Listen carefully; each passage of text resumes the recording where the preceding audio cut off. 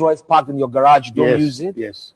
Because why use a car like that in a place where people don't even have water to drink? They have no shoes on their feet. You look like an idiot, riding around in a car like that. You know that, don't you? Look like a buffoon. And Africans are known for being buffoon. I mean, the so-called leaders. In America, when You African see, leaders, that's the sort of thing that gets you into trouble, isn't it? The African what leaders are trouble? buffoons.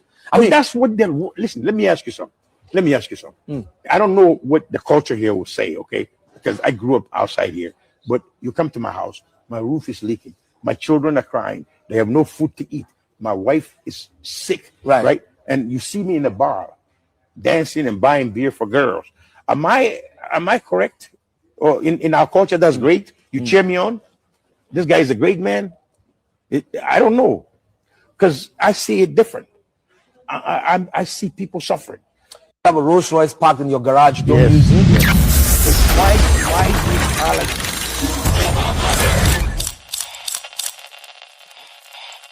All right, so guys, to add context to it, guys and girls, basically that was a interview of a rich Nigerian man who has money. He has the nice cars, the nice homes, and everything.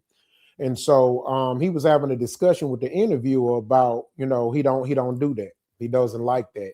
He say, what sense does it make to ride around in a $500,000 car or cars in one of the poorest places as far as the citizens is on earth? Why would you do that? He said he sees no sense in it. What's the reason? What's the purpose? You're impressing people that virtually don't have much of nothing, and they're poor and opportunity is scarce. And so I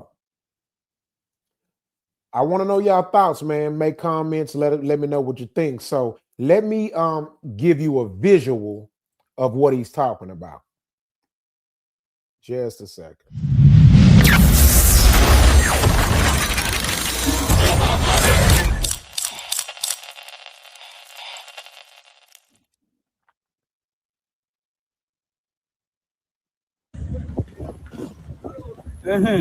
Video.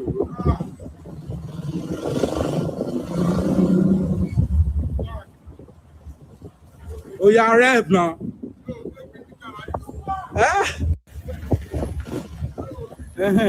Video.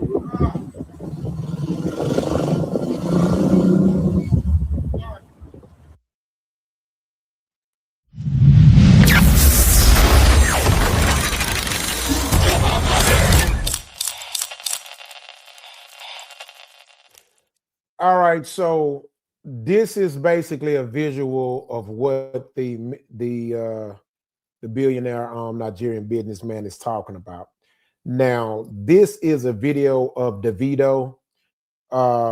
Basically, he's showing off his, expensive vehicles in Lagos.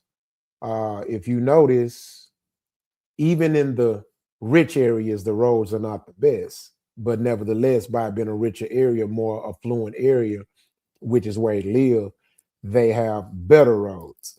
So what the Nigerian businessman was explaining is what sense does this make? What do you get out of it? Right? What do you get out of it? What does this do for you? What do you think this does for the people that are watching it? I got this saying, man, that I've heard from older, wiser men.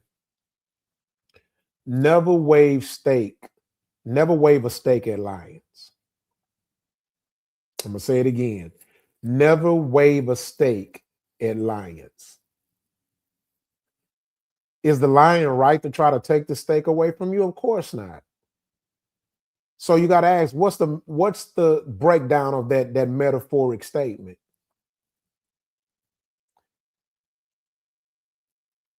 You can't be mad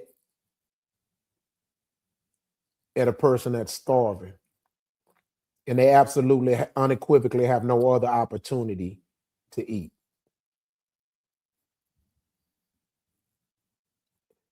Chaos usually stems from struggle or a threat of losing it at all.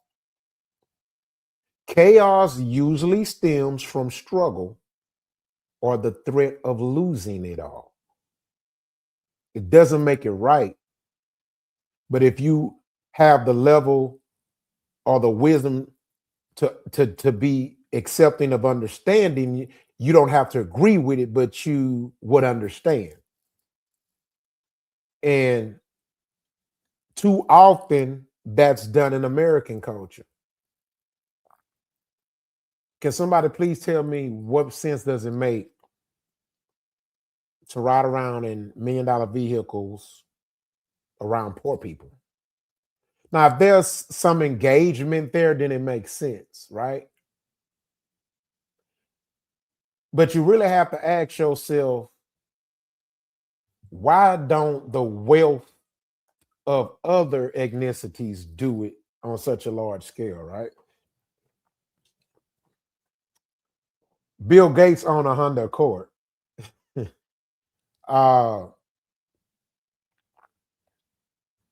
Elon Musk owns a Tesla, not a Bentley.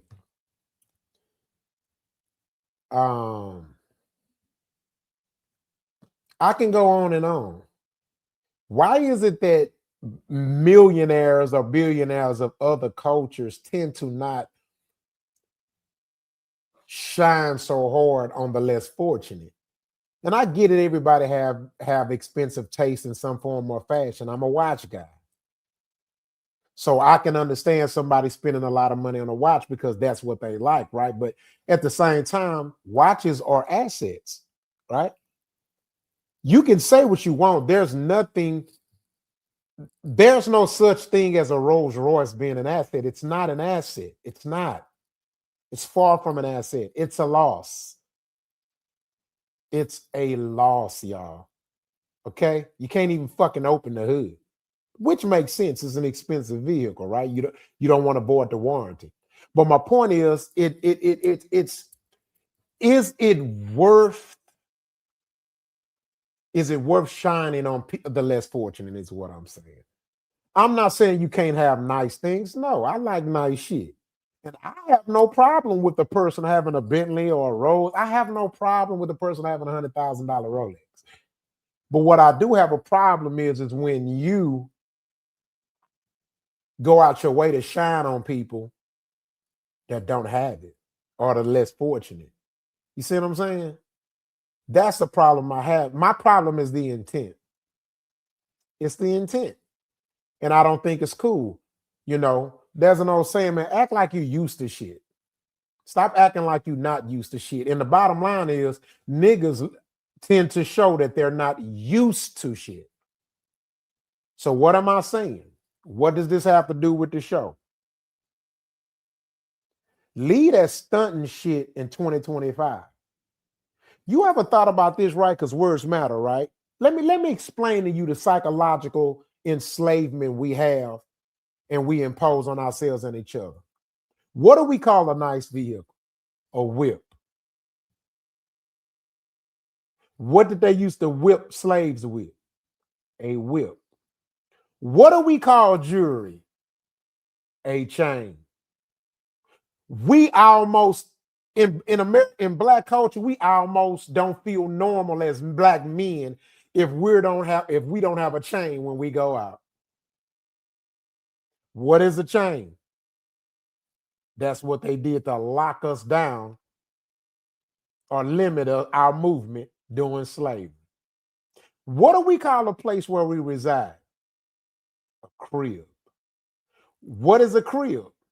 That's what babies lie in. What am I saying? Metaphorically, we are exposing that we are still mentally in a child mind state.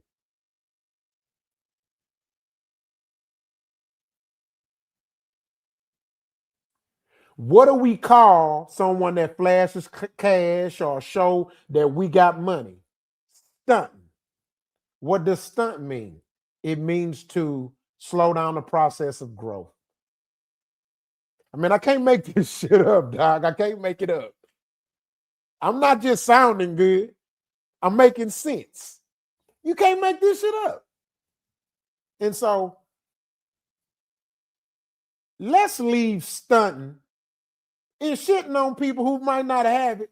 Man, Leave that shit in 2025.